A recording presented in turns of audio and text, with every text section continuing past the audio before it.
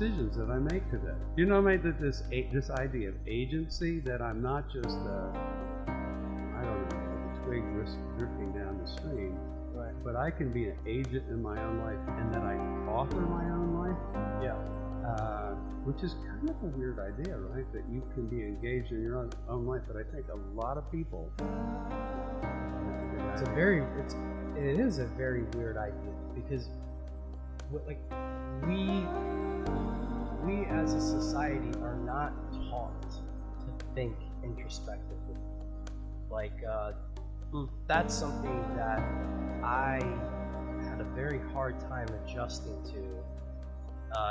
In going to school, I'm learning in church about heaven and hell, and how this guy named Jesus shows me how to live, and I'm not learning about him. I'm not learning about the thing that is going to help me forever. I'm sitting for 8 hours a day learning about math and reading and these things. What is this? Yeah. What is this value? And you know, maybe you were like that all along. One of the things you look at, this is from Peter Levine, he's talking about that we have these sensations and all these things. It's called a Cybam. Anyway, sensations and images and behavior, and he gets down to affect, and then he gets to the meaning. At the bottom of a lot of things, we're asking the question, well, what does this mean? Yeah. Like, I think I've talked to a couple of people who, like, near the end of their lives, they started evaluating, like, you know, I was a doctor for 50 years, or I taught, or I did this, or I was a mother, or I was a father. Right. And then at the end they're evaluating, kind of like, well, what did that mean? What was that? The interesting thing, I think, if you look at Piaget, if you look at some of the other cognitive psychologists, we're making meaning out of everything. So if you get up in the middle of the night and you walk to the bathroom, if I do that on occasion, and you walk into something and you bang your foot, right? You say to yourself, gee, I'm so stupid, I can't believe I did that. I can't believe that person left that thing out there. I can't believe God let me bang my foot like this. How in the world could he let me bang my foot? Yeah. Why did I buy this house? I should have bought a bigger house, and then I wouldn't have had this thing that's in the way. Yeah. I can't believe that I'm so clumsy. I'm such an idiot. I've been an idiot my whole life. I mean, we've taken that one incident and created some kind of an understanding based on these cognitive frames that we've had.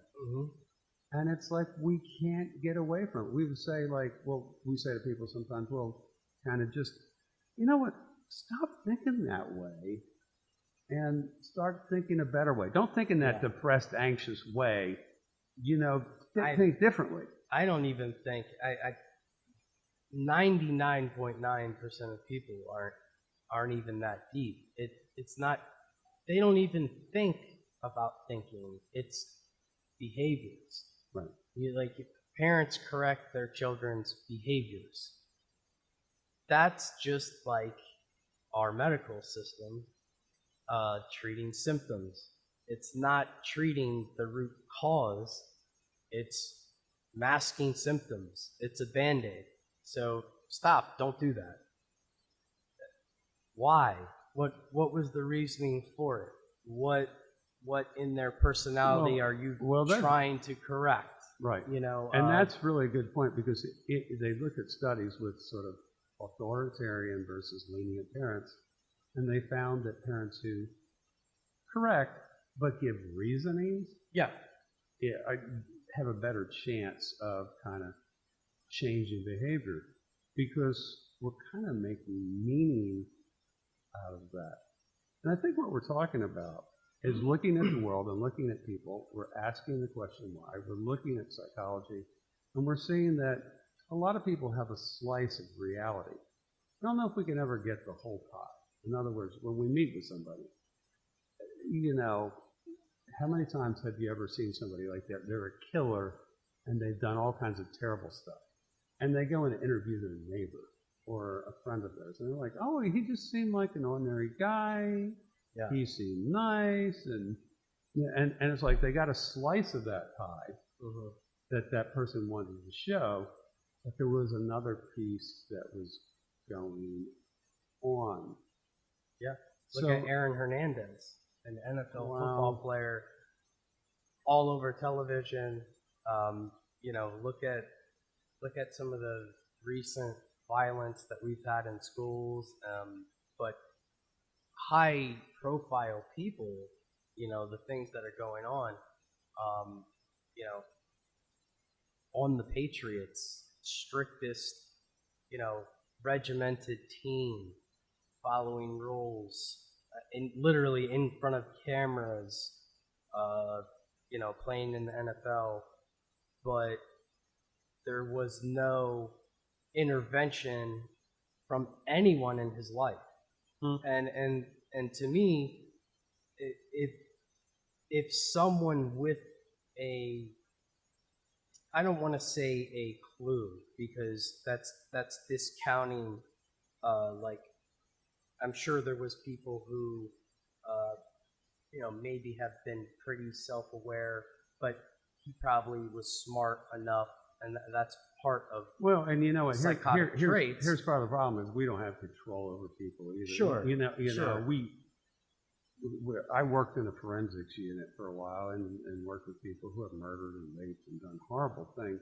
But the people in their lives were sometimes just afraid of those people, right? You're afraid of those people, and you know, I mean, even the latest incident, you know, the guy, you know, he failed a couple of grades in school. Right. He was somewhere. He had guns. And that's my point. Is there like a few of these, you know, things that have happened? We're talking about Aaron Hernandez. To me, at some point, if there was someone who did a set of personality tests, say when he was, let's say, entering high school and then graduating high school, and therapists who really got it and really, you know, was on point. If we integrated personality testing and psychology into the school system, I think a lot of these things could have been screened out. And I think many have been we could screened at out. least have identified it. And sure. And you might be right, is that there might have been a lot of other crazy things that happened, but for a coach that took a player aside and absolutely talked to them, sure, some youth person at a church, somebody in a club, somebody mentored somebody, and you don't get all that negativity, right? But our brains and our bodies and our psyche are fragile, and once we start to crack like that, it ain't so easy to fix. I mean, we think that we're pretty good at fixing stuff, and we think that we're pretty well evolved, but I'm not sure that we know what to do in a free society. Yes. With somebody who doesn't play by the rules, right? You have somebody who, and I've seen that, who have been out to hurt somebody who's been violent for a long period of time. It's not as easy in a free society to get them just off the street in some place. And we don't arrest people before they do something. We don't look at their, what is that called, a minority report? We don't look at their potential for violence and say, you know what, you got a potential of being violent. So there was a movie about that. Yeah, who was in that?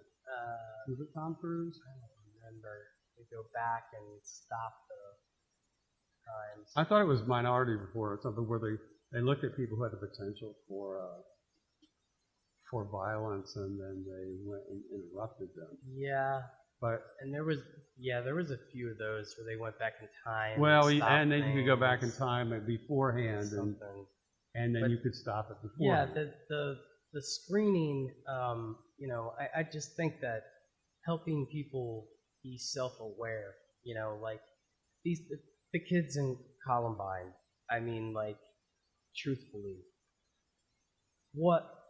it was a cry for help when they first, you know, painted their face and, you know, dyed their hair and started looking completely different than everyone else in this small town. Like, if that's not a red flag, but then again, you know, those parents weren't exposed to, you know, the things that we now know. Right, and to be fair, nobody had done a lot like that, so you don't have a history of looking Sure, for something. but that's the thing that we're trying to do here is use what we have now. I mean, you type anything in on the internet, you learn about it. Psychology, not so much. And how important is that in everyday life? How important is that? That's a really good point, because you're talking about math and history and things like that. Sure. We don't necessarily have a class in psychology. Or let's just take something simple. Yeah. Handling your emotions. How is that not a class? I'm really upset right now. Sure. Right? How do I resolve the fact that I'm upset without either doing something hurtful to myself or somebody else, and calm myself down again and get back to a normal level? It seems like it would be a basic skill, but I'm not sure where you're supposed to learn that. What do we do in school? So here's the thing. What parents, you know, depending on the type of parents someone has, their lens of the world is different. What in our society you don't choose is where you go to school. That's where you live. So you're going to school. How do we treat children who get in trouble? Oh, you talked, you have a detention. You got in trouble, detention. What is detention? Sitting quietly. Sitting there either doing more homework, which they're probably bad at doing or don't know, or sitting with their head down. We used to put people in a corner. It's not talking to them to figure out why they did it or what's going on. And here's the kicker. The tensions add up to a suspension. So that's great, because you know they're not getting the help at home. So now the solution is just send them home. So now you have possibly, and again, this is an assumption, but just think about this as an example. You have a parent who doesn't really care, or maybe both are working a full-time job, don't have the time to give the child. Now they're mad at their child for being suspended. So whatever the initial problem was, it's now been compounded, and now they're just pissed. So, like, as a society, how have we not evolved? You know, well, and we're also very, very bad about sad picking up learning disabilities. We're very bad at incorporating that understanding into something that's legitimate. I worked at a place where we had an alternative school. And every year I would look at hundreds, usually 100, 150 files of kids who got in trouble. A significant portion of them had learning disabilities in some way, right? So how did you discover the learning disabilities? A lot of times they would either do an achievement test, or if they kept failing in the class, there would be some kind of either an IQ test, or some kind of achievement related. There's a number of courses and things that you can do to screen those things out. Mm-hmm. But when you saw those deficits, for instance, on some of the Wechsler tests, if you look at the coding score. Coding score is where you look at something and you copy it down, and there's a code, and you're trying to work out a code on a piece of paper. So a triangle is 1, a square is 2, a rectangle is 3, a ball is 4, for instance. And you're trying to, and then you're giving those things, you're trying to write the code down as fast as possible. Mm-hmm. Kids who have low coding almost always ended up in problems in school. Why? Because they'd look at the board and they go to copy it down, but it wouldn't be retained in their retina, and they'd have to look up again and look down again. It's a time test. Okay. It slows down their reading. Gotcha. It slows down their reading comprehension. It slows down their copying from the board. It copies their writing. It slows down their reading related to answers and things like that. These kids ended up a lot of times hostile and delinquents because you can only take so much failure. Sure. Right? I had a kid, I got called to a classroom because the kid spit in the teacher's face. Mm-hmm. Right? He had failed the class twice. And so the teacher asked him to read the thing. Go ahead and read. And so the guy didn't read. I'll call him Jack. Jack, read. He didn't read. Jack, what's the matter? Are you stupid? Read. The kid stood up, walked over to the teacher, and spit in his face. And I was like, okay. So he told that to me, and Jack says, we're even. He embarrassed me, and I embarrassed him. And I was like, I'm not sure that works like that. I think you're probably suspended and out of here, but I could be wrong. He beat another young man with an axe handle later and did him damage. At least it was the handle. He gave the kid brain damage. But my point is that you take these kids who failed, that kid who was so violent failed 2 grades. We also know that I think 3 months before he did the shooting, his mother died. You can look through history, and I hate to compare him to Hitler, but look at Hitler. People don't know this, but Hitler's mother died of breast cancer. His father left him, I think, when he was young, 9, 10, 11 years old, and I think he died, actually. So he doesn't have a father that's around. His mother, who he was closest to, they did radiation on her and wrapped her in a vest that burned her chest and everything. He begged the doctors to work on her. And she was in trauma and pain at the end of her life.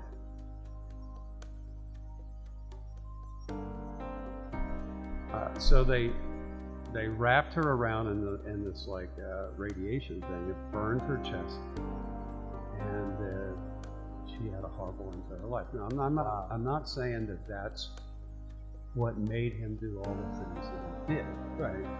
But you have to look at somebody and say, boy, in terms of relationship with father and mother and what happened to that person, they certainly did a lot of damage in that person's life, and you can see the hostility. I wondered whether some of the people who did that with his mother were actually Jewish background. Sure.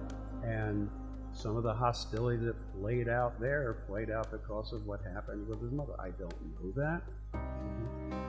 But people do sometimes things for odd reasons. It doesn't mean that there's no rationale for it, and it doesn't make it right. Sure. But you do go back and you go a history of failure. You can, a lot of times, put things together. A history of failure for this guy, death of mother, no reason for living, cutting himself as a way to just regulate himself. Man, when you get to that point, you've lost a lot of control, and you're literally screaming for somebody to come in and just do something with you. Again, not right or wrong, and I'm not saying that there's instances of right or wrong, but I am saying that if we can identify individuals who are going through painful experiences like that, and then help them work through that, Right. then we don't end up with the anger and the kind of things that we see as a result. And that can be a little bit of prevention in some way.